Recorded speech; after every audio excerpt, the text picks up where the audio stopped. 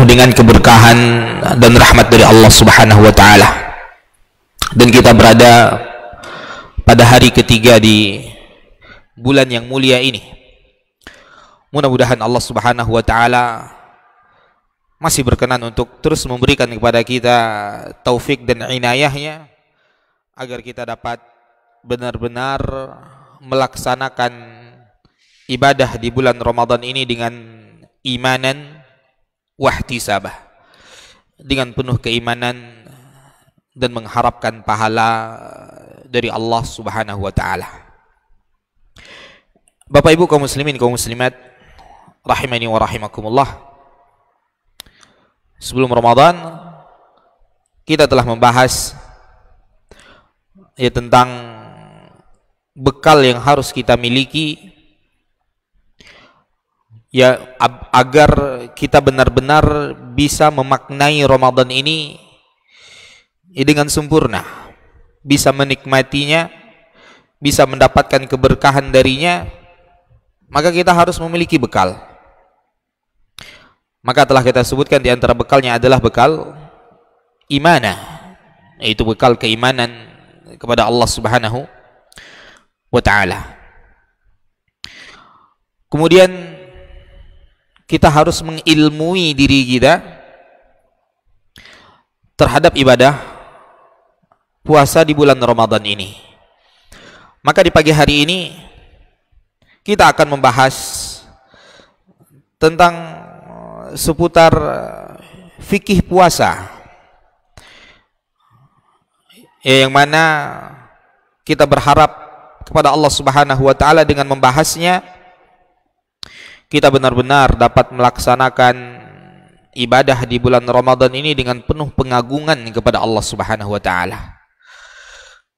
Ya, karena puasa bukan hanya sekedar menahan lapar dan dahaga, tapi kita harus tahu apa saja yang dapat merusak daripada ibadah puasa kita. Maka pertama Bapak Ibu kaum muslimin kaum muslimat, pengertian daripada ibadah puasa itu sendiri. Puasa secara bahasa artinya adalah al-imsak. Puasa secara bahasa artinya adalah menahan. Ya, seperti firman Allah Subhanahu wa taala dalam surat Maryam. Ya, Allah katakan kepada Maryam, ya, ketika Maryam mengandung Nabi Isa alaihissalam, padahal Maryam belum menikah. Ya, dan Maryam bukanlah seorang pezina. Maka akan tetapi keadaan Maryam yang tiba-tiba hamil pasti akan membuat heboh masyarakatnya. Maka Allah katakan kepada Maryam pada saat itu, faquli inni nadartu lirrahmani sawma falan ukallimal yawma insiya. Ya, wahai Maryam, katakanlah kepada masyarakatmu ketika mereka bertanya dari mana bayi itu, ya, katakan kepada mereka, inni nadartu lirrahmani sawma, aku bernazar kepada Allah untuk sawma, untuk puasa. Puasa di sini maksudnya apa? Menahan lisannya untuk tidak bicara. Itu secara bahasa. Secara istilah Bapak Ibu kaum muslimin kaum muslimat, apa itu puasa? Maka puasa kata para ulama kita adalah al-imsak an sairil muftirat min tulu'il fajri ila ghurubis syamsi bin niyah. Yaitu kita menahan apa yang harus kita tahan, yaitu semua hal yang dapat membatalkan puasa kita, mulai dari terbitnya fajar shadiq sampai terbenamnya matahari dengan niat. Maka itu pengertian puasa Bapak Ibu.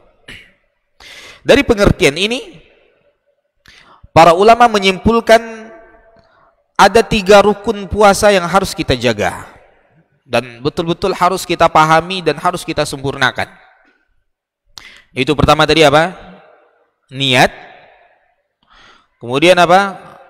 Al-imsak, yaitu menahan diri dari semua yang membatalkan puasa. Yang ketiga rukunnya adalah as-shaim, orang yang berpuasa itu sendiri. Ya, maka ada keadaan-keadaan bagi orang yang berpuasa dan keadaannya tidak sama. Keadaannya tidak sama. Maka secara umum fikih puasa akan membahas 3 hal ini.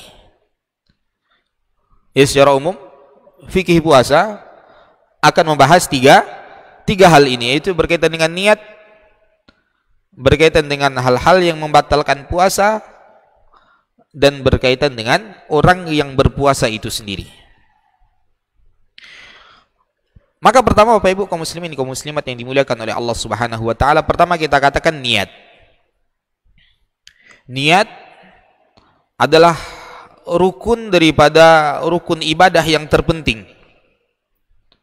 Ya, karena Nabi SAW mengatakan innamal a'malu binniyat. Sesungguhnya semua amalan kita itu tergantung niatnya. Dan disinilah letaknya keindahan syariat Islam, di mana segala aktivitas yang kita niatkan karena Allah Subhanahu wa taala, maka aktivitas itu akan bernilai tinggi di hadapan Allah. Walaupun mungkin dia adalah aktivitas yang remeh. Walaupun dia adalah aktivitas yang remeh, tapi ketika diniatkan karena Allah Subhanahu wa taala, maka aktivitas itu akan bernilai ibadah di sisi Allah. Sebaliknya, ibadah ketika itu adalah ibadah yang agung dan ibadah yang mulia, namun dia tidak niatkan untuk Allah Subhanahu wa taala dan karena Allah, maka ibadahnya tadi akan menjadi kerdil. Dia tidak akan mendapatkan apa-apa dari ibadahnya kecuali hanya rasa letih.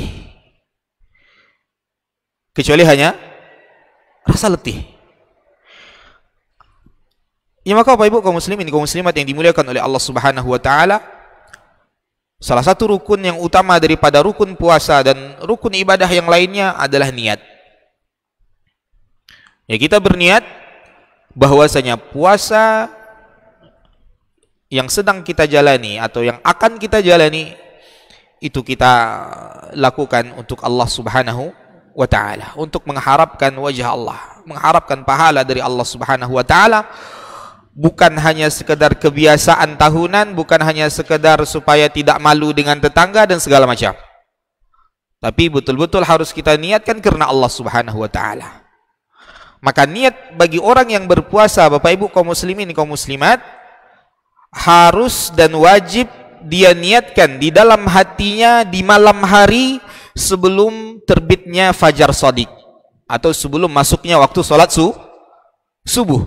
Dia sudah harus berniat di dalam hatinya bahwasanya esok hari dia akan melakukan puasa Ramadan karena Allah Subhanahu wa taala. Dan niat itu Bapak Ibu kaum muslimin kaum muslimat, sepakat para ulama tempatnya di dalam hati. Niat itu amalan hati. Niat itu amalan hati. Hanya saja sebagian atau mayoritas daripada fuqaha Syafi'iyah mereka mengatakan apa? Dianjurkan untuk diperbantukan lisan agar menguatkan apa yang ada di dalam hati. Tapi mereka tidak pernah mensyaratkan, Bapak Ibu. Ya, ulama Syafi'iyah tidak pernah mensyaratkan syarat sah niat itu harus dilafazkan, tidak. Mereka hanya mengatakan itu dianjurkan untuk menguatkan apa yang ada di dalam hati. Artinya apa? Kalau sudah kuat niat kita di dalam hati, tidak perlu lagi dilafazkan. Bahkan mereka mengatakan kalau seandainya ada orang melafazkan niat tapi di hatinya tidak berniat, itu ibadahnya tidak sah. Itu ibadahnya tidak sah, karena niat itu amalan hati. Niat itu amalan hati. Maka Bapak Ibu, kapan niat itu kita laksanakan? Maka untuk puasa wajib, tidak boleh baru kita berniat ketika matahari atau ketika fajar shadiq telah terbit. Misalkan, ya kemarin berbuka, setelah itu tidak ada terbesit di dalam hatinya besok mau puasa.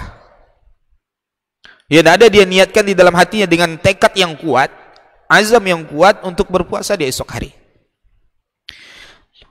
lalu dia terbangun kesiangan, terbangun jam sekarang misalkan, baru bangun sekarang. Baru dia katakan,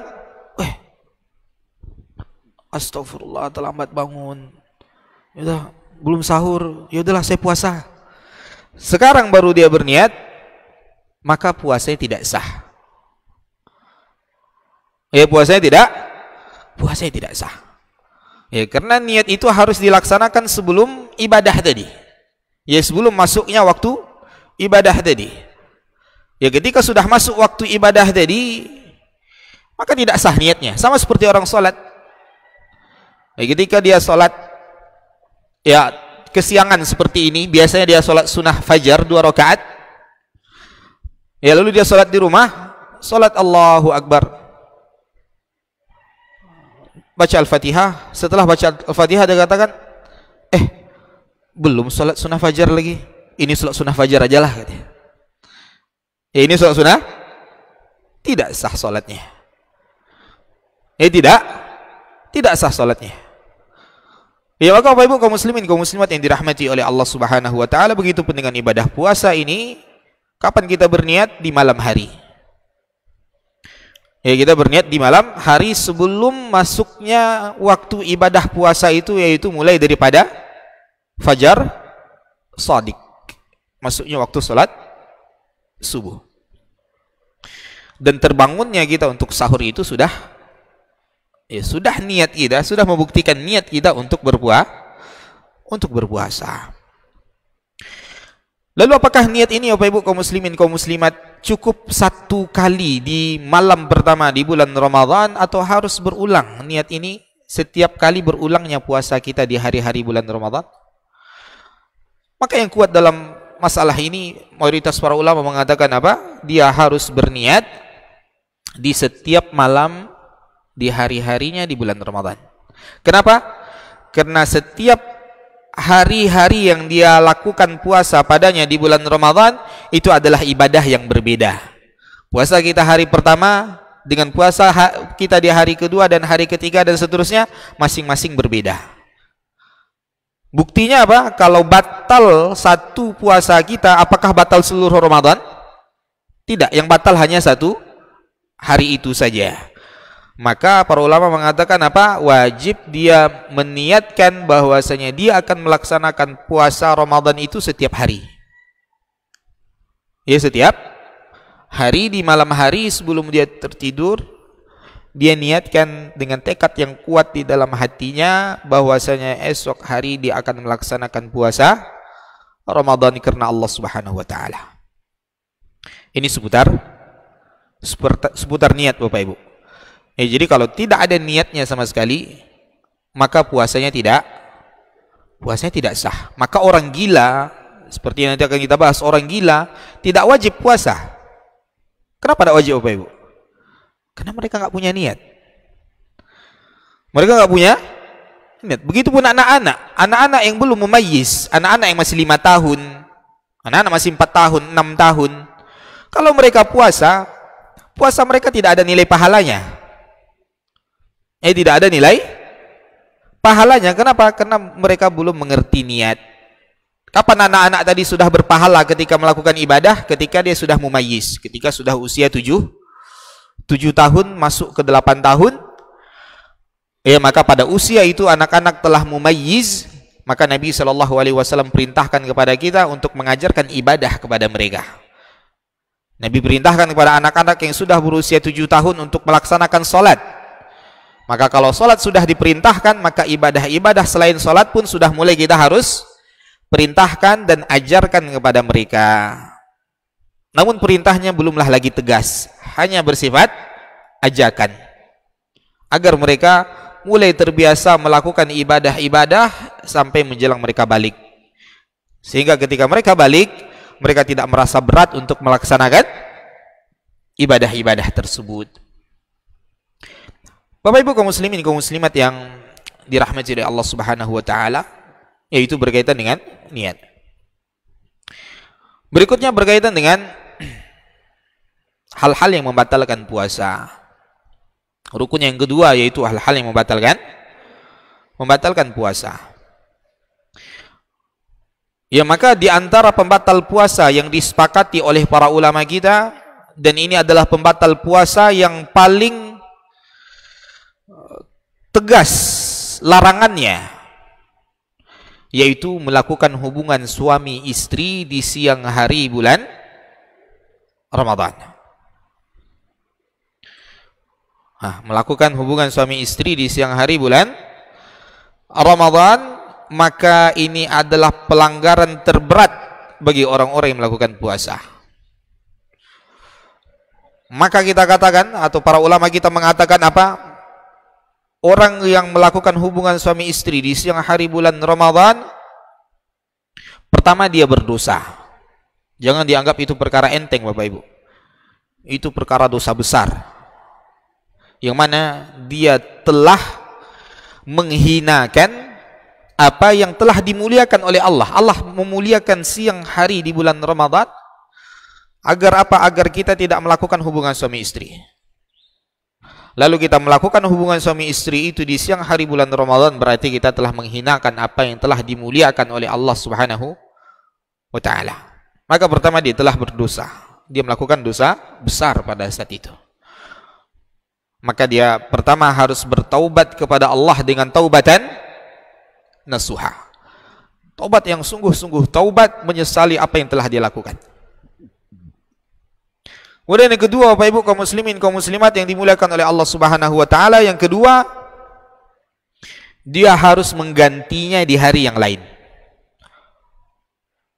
Puasa yang mana dia telah melakukan hubungan suami istri di siang hari tadi, dia harus menggantinya di hari yang lain. Yang ketiga, tetap dia wajib menahan lapar dan hausnya sampai terbenam matahari. Walaupun puasanya pada hari itu sudah tidak sah, tapi wajib tetap dia menahan lapar dan dahaga. Tidak boleh makan, tidak boleh minum, tidak boleh dia ulangi lagi hubungan suami istrinya lagi. Ya, dah terlanjur ya lah. Tidak bisa, Bapak Ibu.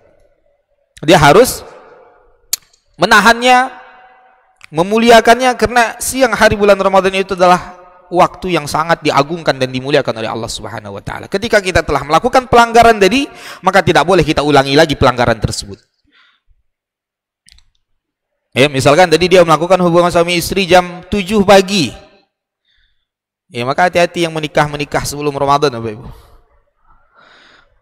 Ya, bagi mereka-mereka yang tidak bisa menahan gejolak syahwatnya kepada pasangannya, ya, maka para ulama mewanti-wanti bagi mereka-mereka yang masih muda, yang tidak bisa menahan gejolak syahwatnya, jangan pernah bercumbu di siang hari bulan Ramadan. Walaupun bercumbu itu tidak membatalkan puasa, tapi jangan sampai dia bercumbu, ia bermesraan dengan pasangannya di siang hari bulan Ramadan yang menyebabkan dia tidak bisa menahan syahwatnya. Yang menyebabkan dia tidak bisa menahan syahwatnya. Ya, maka Bapak Ibu kaum muslimin kaum muslimat, seandainya itu terjadi tadi jam 7 pagi atau jam 8 pagi, ya waliyazubillah, maka pada saat itu, setelah itu dia tidak boleh makan dan minum sampai maghrib, walaupun puasanya telah batal. Kenapa? Untuk mengagungkan apa yang telah diagungkan oleh Allah. Jangan lagi ditambah dihinakan. Karena dia tidak punya uzur. Karena dia tidak punya uzur syar'i. Dia tidak punya keringanan yang syar'i untuk tidak berpuasa. Dia telah melakukan pelanggaran berat. Itu yang ketiga. Kemudian berikutnya, Bapak Ibu kaum muslimin kaum muslimat, tidak hanya cukup menggantinya di hari yang lain, dia harus membayar kafarat, membayar kompensasi, denda. Dan ini kafaratnya kafarat kubra, kafarat yang berat, bukan kafarat yang ringan, Bapak Ibu.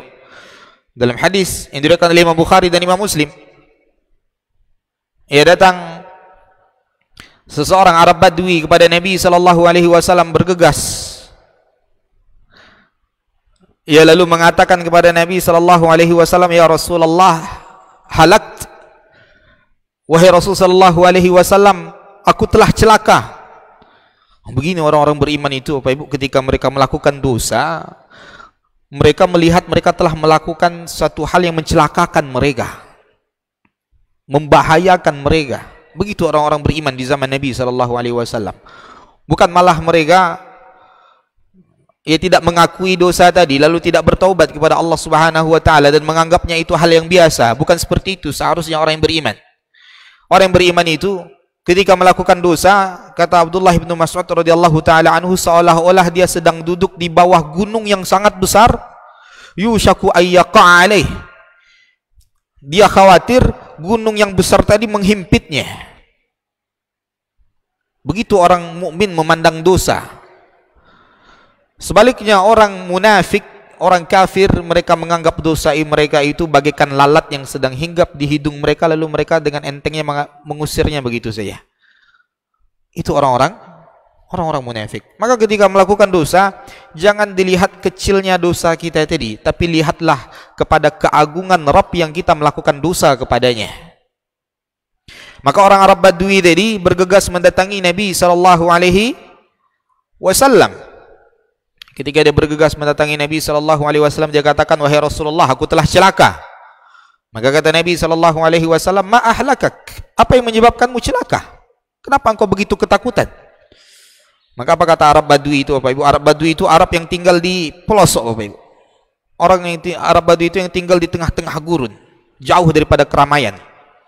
Padahal ia adalah orang yang jauh dari keramaian. Seharusnya dia bisa tidak ngaku, diam-diam aja, karena tidak ada orang yang tahu.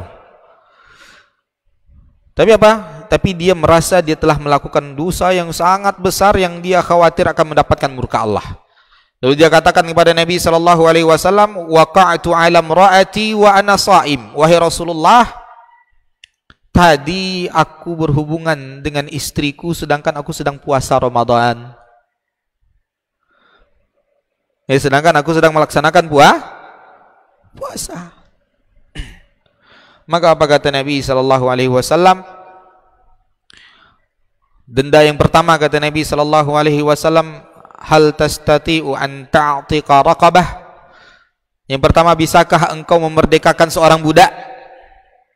Itu denda pertamanya, Pak Ibu, memerdekakan seorang budak. Maka kata Arab Badui tadi, la ya Rasulullah, tidak wahai Rasulullah, aku tidak punya budak yang bisa aku merdekakan, dan aku tidak punya uang untuk membeli budak lalu aku merdekakan, tidak. Dan hari ini tidak ada perbudakan.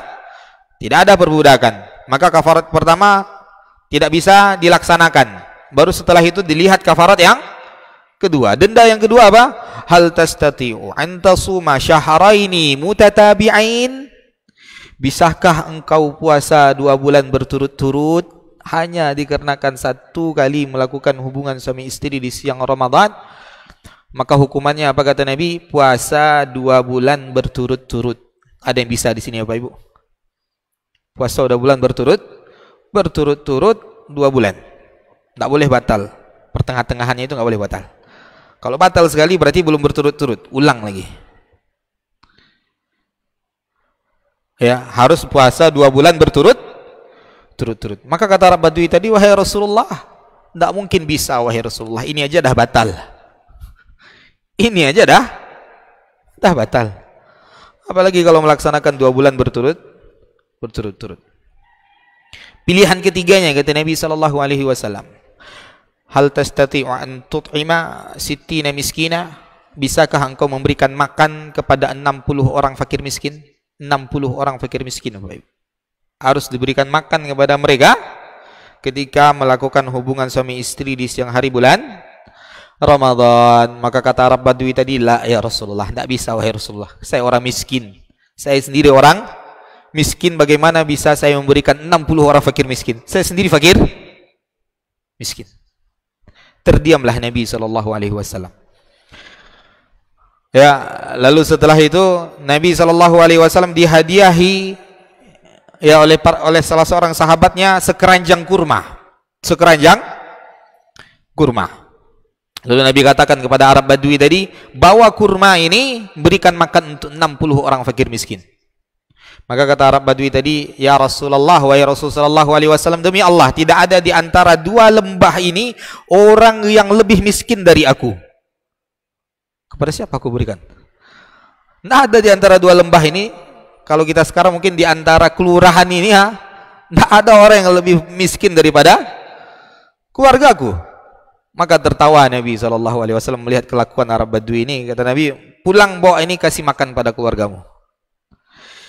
Intinya dari hadis yang mulia ini, Bapak Ibu kaum muslimin kaum muslimat, kafaratnya adalah memerdekakan budak. Kalau tidak bisa memerdekakan budak, maka puasa 2 bulan berturut-turut. Tidak bisa puasa 2 bulan berturut-turut, dia harus memberikan makan 60 orang fakir miskin. Dan ini kafarat kubra. Ya, ini pembatal puasa yang pertama dan yang paling tegas ya dan paling berat pelanggarannya adalah melakukan hubungan suami istri di siang hari bulan Ramadan. Ini sampai jam berapa, Pak? Jam 6. Baik. Itu yang pertama. Yang kedua, Bapak Ibu kaum muslimin kaum muslimat, ya, pembatal puasa yang kedua yang disepakati oleh para ulama, makan dan minum dengan sengaja di siang hari bulan Ramadan. Ya, dalilnya firman Allah Subhanahu wa taala. Ya, dalil yang pertama dan yang kedua ini firman Allah Subhanahu wa taala, Al-Baqarah 187. Ya, maka kata Allah Subhanahu wa taala, wa kulu washrabu hatta yatabayyana lakumul khaytul abyadu minal khaytil aswadi minal fajr. Makan dan minumlah kalian sampai jelas bagi kalian benang putih dan benang hitam, yaitu waktu fajar. Yaitu waktu fajar. Maka tidak boleh bagi kita makan dan minum dengan sengaja di siang hari bulan Ramadan, atau yang semakna dengan makan dan minum. Ya, para ulama mengambil kesimpulan dari makan dan minum ini apa? Atau yang semakna dengan makan dan minum. Ketika ada makna makan dan minum itu daripada perbuatan yang lain, tapi mirip seperti makan dan minum, maka puasanya batal.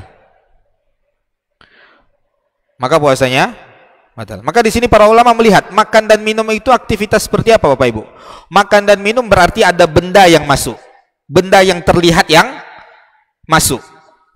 Ada benda yang terlihat, ain yang masuk. Masuknya melalui apa? Melalui jalur yang terbuka, mulut. Jalur yang terbuka. Sampai kemana? Sampai kepada al-jauf. Jauf yaitu rongga. Ya, apa itu rongga? Yaitu perut, paru-paru, dan otak. Semua benda yang masuk melalui jalur yang terbuka sampai ke rongga, maka itu membatalkan puasa. Itu maksud para ulama tadi apa? Yang semakna dengan makan dan minum. Maka dari sini para ulama mengambil kesimpulan dalam masalah kontemporer, diantaranya merokok. Diantaranya merokok makan, Pak, minum. Entah kalau ada orang makannya rokok, Pak, ya. Tapi rokok itu mirip seperti makan dan minum. Kenapa? Karena dia menghisap benda. Tembakau dibakar, lalu berubah jadi asap, lalu dihisap melalui rongga yang melalui ya jalur yang terbuka tadi sampai ke rongga. Dikeluarkan lagi. Saya kan tidak makan. Ini bukan nasi bungkus. Ini bukan sate. Kenapa engkau katakan batal puasa saya? Ya, maka kata para ulama batal puasanya. Kenapa? Karena mirip makan dan minum. Ya, ditambah lagi rokok ini sangat berbahaya. Ya, tidak ada ulama dunia yang menghalalkan rokok. Ulama Mesir, ulama Yordania, ulama Saudi, ulama dunia lainnya. Tidak ada di antara fatwa mereka yang ya di hari-hari biasa, tidak ada di antara mereka yang menghalalkan rokok. Lalu bagaimana kita melakukan hal itu di bulan Ramadan lalu kita katakan tidak batal puasa? Kita keliru. Itu membatalkan puasa. Kenapa? Karena semakna dengan makan dan minum. Ini dengan makan dan minum. Ya, kalau ada orang makan batu, Pak, lalu masuk dari mulutnya sampai ke rongga. Ya, sampai ke rongganya. Batal puasanya kata para ulama. Karena semakna dengan makan dan minum. Apa maknanya tadi? Yaitu masuknya benda ya melalui jalur yang terbuka Jalur yang terbuka itu apa Ibu? Mulut, hidung, telinga. Ya, maka perlu digarisbawahi di sini Bapak Ibu, bukan berarti tidak boleh congkel telinga, bukan berarti tidak boleh congkel hidung, boleh. Kalau hidung ini masih bagian luar ini Bapak Ibu. Telinga ini ya yang ada kotoran telinga kita padanya itu masih bagian luar. Kapan terlarangnya? Yaitu ketika kita istinsyak, ketika kita memasukkan air ke dalam rongga hidung kita secara berlebihan, ditarik dengan nafas secara berlebihan, lalu melewati batas rongga hidung, ya, lalu masuk ke otaknya tadi. Kan kalau kita hirup air dalam-dalam, ya kuat-kuat di hidung kita Bapak Ibu, kan sakit kepala kita Bapak Ibu. Itu airnya masuk ke rongga otak, kata para ulama. Maka itu membatalkan puasa. Maka kumur-kumur memasukkan air ke dalam rongga hidung itu tidak membatalkan puasa, karena ini masih bagian luar. Ya, kapan benda itu menyebabkan batalnya puasa? Ketika telah memasuki kerongkongan, yaitu para ulama mengatakan, yaitu batasnya adalah pintunya mana? Makhraj huruf ha. Pangkal daripada tenggorokan kita. Kalau dah lewat dari situ makanan atau benda ada di, batal puasa Bapak Ibu. Batal puasa. Maka para ulama mewanti-wanti Bapak Ibu, seandainya kita batuk, berdahak, dan dahak kita itu dah keluar, dah sampai ke mulut, kita telan lagi, itu membatalkan puasa. Karena dia sudah keluar dari pintunya. Ya, lalu kita masukkan lagi, batalkan. Maka kalau sudah keluar, buang, ludahi. Kalau air ludah bagaimana? Air ludah tidak membatalkan puasa, karena memang air ludah memang sudah ada di mulut kita. Kalau ada orang ngumpul-ngumpulkan air ludahnya banyak-banyak lalu ditelannya, batal puasanya Bapak Ibu, itu tidak membatalkan puasa. Ya, itu tidak membatalkan puasa. Telinga, ya kalau kita korek telinga Bapak Ibu, itu tidak membatalkan puasa, karena itu masih bagian luar. Kapan dia membatalkan puasa? Para ulama mengatakan ketika dia menggunakan obat tetes telinga, air, cairan, maka cairan itu akan merembes, ya, masuk ke dalam telinganya, yang mana telinga ini punya saluran yang sampai ke tenggorokan. Makanya kan ada dokter THT Bapak Ibu, ya, telinga, hidung, tenggorokan. Kenapa? Karena itu memiliki saluran yang bertemu. Telinga, hidung, tenggorokan kita punya saluran yang saling bertemu. Itu membatalkan puasa Bapak Ibu.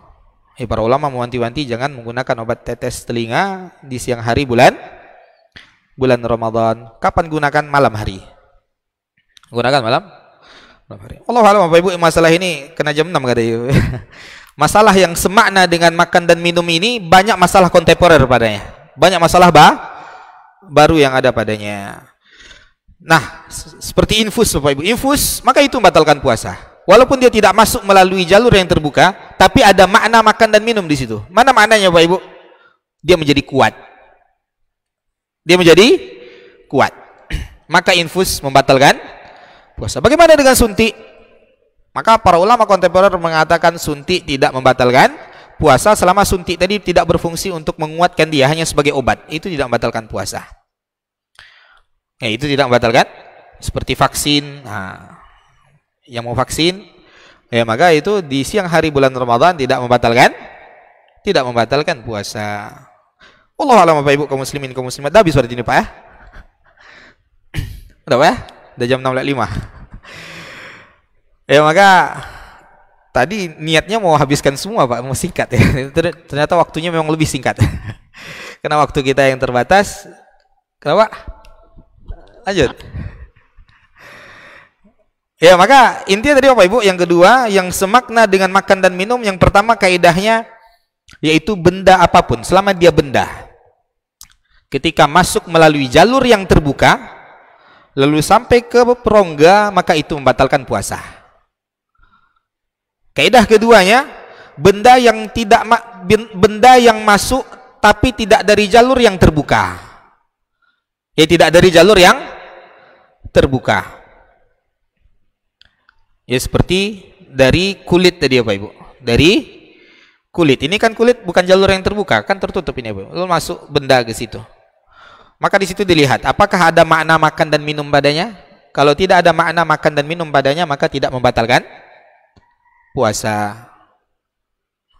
Ya, maka tidak membatalkan puasa. Itu Bapak Ibu kaum muslimin kaum muslimat yang dimuliakan oleh Allah Subhanahu wa taala. Juga para ulama mewanti-wanti kita menggunakan inhaler. Inhaler itu untuk Pak, tahu Bapak Ibu inhaler? Obat asma biasa ya, untuk orang tersumbat hidung, asma, ada yang semprot ke mulut, ada yang dari hidung. Ya, maka inhaler itu Bapak Ibu kaum muslimin kaum muslimat juga diwanti-wanti oleh para ulama tidak digunakan di siang hari di bulan Ramadan karena ada zat yang masuk padanya. Ya, ketika kita menghirup inhaler itu, ya ada zat yang masuk ya ke hidung dan tenggorokan tadi sehingga membatalkan puasa. Bagaimana mencicipi makanan? Mencicipi makanan Bapak Ibu kaum muslimin kaum muslimat dibolehkan oleh para ulama. Tapi makruh. Makruh itu artinya lebih baik ditinggalkan. Lebih baik ditinggalkan. Kenapa lebih baik ditinggalkan Bapak Ibu? Terlebih lagi bagi ibu-ibu yang sedang memasak makanan yang paling dia sukai. Dia sedang memasak makanan yang paling dia sukai, dibahas oleh Imam Asy-Syirbini rahimahullahu taala dalam kitab beliau Al-Mughni. Ya, bagi orang-orang yang memasak, apalagi masakan yang sedang dia masak makanan yang paling dia sukai, lalu dia cicipi. Kenapa diwanti-wanti oleh para ulama Bapak Ibu? Khawatir selera dia mengalahkan iman dia. Niatnya hanya mencicipi, ternyata apa? Ditelan. Ternyata ditelan. Maka kalau orang yang tidak mahir mencicipi Bapak Ibu, jangan coba-coba mencicipi. Ya, mencicipi itu harus mahir juga Bapak Ibu. Karena dia boleh hanya sampai di lidah saja, lalu setelah itu dibuang di ludah. Tidak boleh dia telan. Kalau dia telan, batal puasanya. Ya, cicip itu kan hanya sekedar merasa. Lidah ini kan indera perasa kan Bapak Ibu. Di ujung rasa apa Pak? Mana manis Pak? Mana asam? Enggak tahu ya, karena jarang mencicip ya. Ya, maka lidah kita ini ada bagian yang merasakan manis, ada bagian yang merasakan asin, asam dan segala macam. Maka untuk sampai di lidah saja boleh. Karena tadi kita katakan apa? Nabi membolehkan kumur-kumur dan membolehkan istinsyak asalkan jangan berlebihan. Artinya apa kata para ulama? Artinya selama masih sampai di rongga mulut dan rongga hidung itu tidak masalah. Yang menjadi masalah ketika dia telah melewati pintunya. Jadi masuk ke dalam tenggorokan, dia telan, maka itu membatalkan puasa. Maka bagi ibu-ibu terutama yang sedang masak, yang tidak mahir dalam mencicipi makanan, tidak mahir di sini maksudnya apa? Dia telan nanti yang apa dia cicip, maka hindari mencicipi makanan. Tapi kalau dia adalah orang yang mahir, terbiasa mencicip makanan, ya, dan tidak menelannya, maka itu tidak membatalkan puasa. Ya, maka Bapak Ibu kaum muslimin kaum muslimat yang dimuliakan oleh Allah Subhanahu wa taala. Kemudian yang ketiga Bapak Ibu kaum muslimin kaum muslimat yang dimuliakan oleh Allah Subhanahu wa taala, muntah dengan sengaja. Maka muntah dengan sengaja ini juga membatalkan puasa.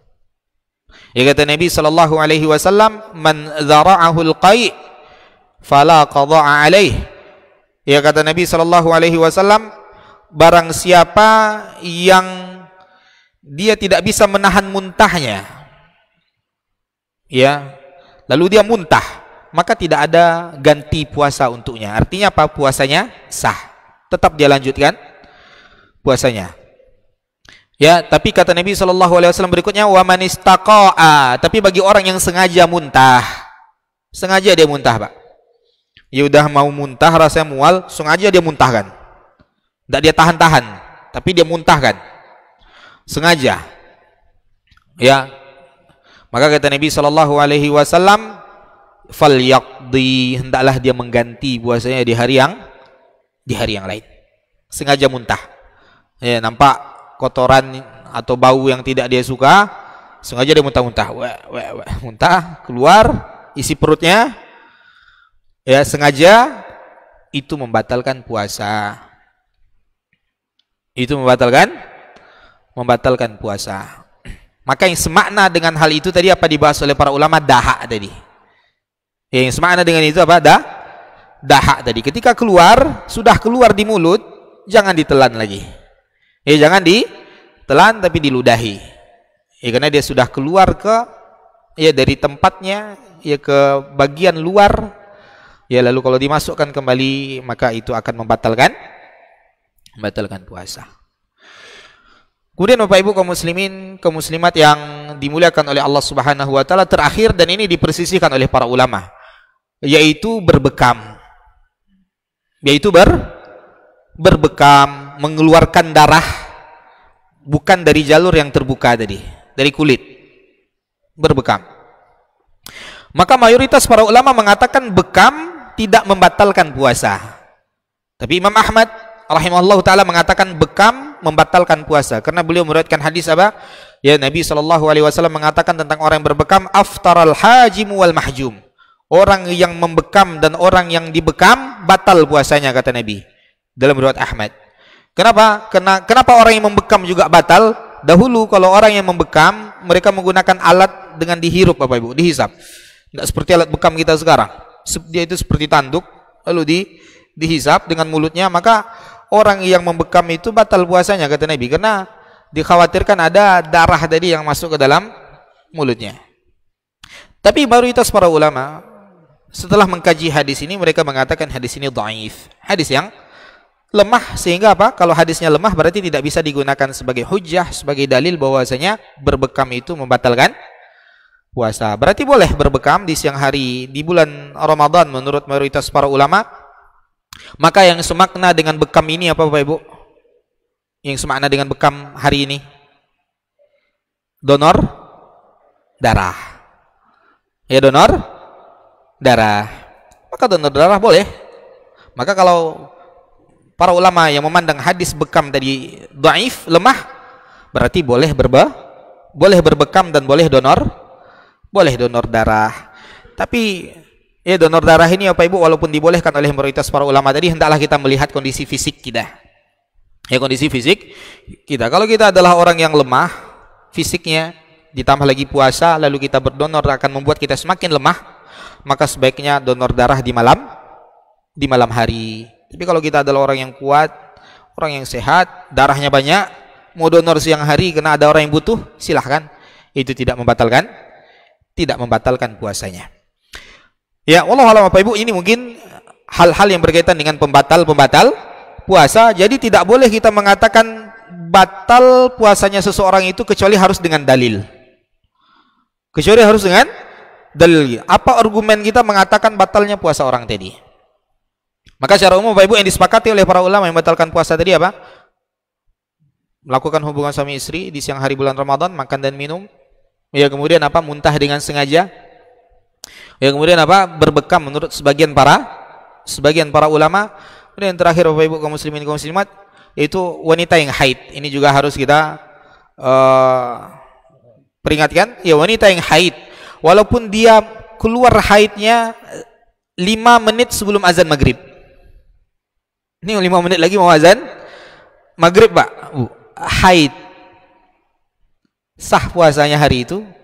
Enggak, dia harus ganti di hari yang lain. Dan dia tidak berdosa karena haid itu memang bentuk kemuliaan Allah kepada para wanita yang Allah berikan kepada para wanita. Ketika mereka haid 5 menit sebelum azan maghrib, maka harus dia ganti puasanya hari itu. Mulai hari itu dan di hari-hari haidnya harus dia ganti di hari yang lain. Lalu suci 5 menit sebelum azan subuh atau 2 menit sebelum azan subuh, suci, dah berhenti darah haidnya, wajib dia mulai berniat puasa. Ini kesalahan di antara sebagian wanita itu Bapak Ibu, ketika dia suci ditunda-tundanya. Artinya menunda di sini maksudnya nantilah mandinya, dia menganggap baru suci nanti setelah dia mandi. Tidak, walaupun nanti kita belum mandi, boleh mandinya nanti setelah fajar shadiq terbit, bahkan setelah matahari terbit baru boleh dia bagi dia mandi junub dan juga mandi untuk haid. Tidak mesti dia harus mandi sebelum azan subuh tadi. Maka bagi orang yang haid, ketika dia telah suci walaupun sebentar sebelum masuknya waktu fajar shadiq tadi, berarti dia telah kembali diperintahkan oleh Allah untuk berpuasa. Mandinya bagaimana? Nanti saja mandinya. Ya, boleh dia mandinya nanti setelah fajar. Ya, lalu setelah itu salat subuh. Ya, berarti kalau setelah terbit matahari tidak boleh Bapak Ibu, terlambat nanti salat subuhnya. Ya salat subuhnya jadi itu. Setelah azan tadi silakan dia mandi, ya baru dia puasa. Ini harus diperhatikan oleh para wanita. Jangan meremehkan hal-hal yang seperti ini. Banyak wanita yang meremehkan hal-hal yang seperti ini ya Bapak Ibu. Siang dia sudah suci, jam 2 siang dia sudah suci, tapi dia akhir-akhirkan mandinya nanti sekalian mandi sore. Maka ketika dia siang sudah suci, dia sudah berarti sudah kembali wajib untuk sholat zuhur, sudah kembali wajib untuk sholat asar. Tapi dia tunda-tunda mandinya, dia menganggap baru dia nanti sucinya setelah dia mandi nanti sholatnya maghrib aja. Berarti dia setelah meninggalkan dua sholat dengan sengaja, padahal dia telah suci di jam 2 tadi. Maka itu yang harus diperhatikan bagi wanita yang haid, keadaan kapan dia haidnya, keadaan kapan dia sucinya, karena ini berkaitan dengan ibadah. Berkaitan dengan ibadah. Wallahualam Bapak Ibu, karena sudah banyak waktu tambahan yang kita ambil. Mungkin ini ya sekilas tentang pembatal puasa. Ya maka kalau ada hal-hal lain Bapak Ibu yang berkaitan dengan pembatal puasa ini, terutama masalah-masalah kontemporer tadi, maka kita lihat ini dikiaskan oleh para ulama ke pembatal puasa yang mana. Ya, ke pembatal puasa yang mana. Maka setiap pembatal puasa itu kita harus ya ketika mengklaim itu pembatal puasa harus dengan keyakinan. Tidak boleh ragu-ragu. Tidak boleh ragu-ragu, dan keyakinan itu dibangun di atas dalil dan argumen daripada apa yang telah disebutkan oleh para ulama kita. Wallahualam Bapak Ibu, karena waktu kita telah habis. Tidak pakai tanya jawab kan Pak? Pakai Pak? Pakai Pak ya? Silakan Pak, kalau ada yang ingin tanyakan 1-2 pertanyaan mungkin Pak. Tidak ada, alhamdulillah Pak. Jelas Pak semua ya? Jelas. Artinya apalagi kalau dalam mazhab Syafi'iyah Bapak Ibu, mereka itu sangat hati-hati dalam masalah pembatal puasa ini. Sangat ketat dalam masalah pembatal puasa. Intinya apa? Supaya jangan rusak puasa kita. Baik Pak.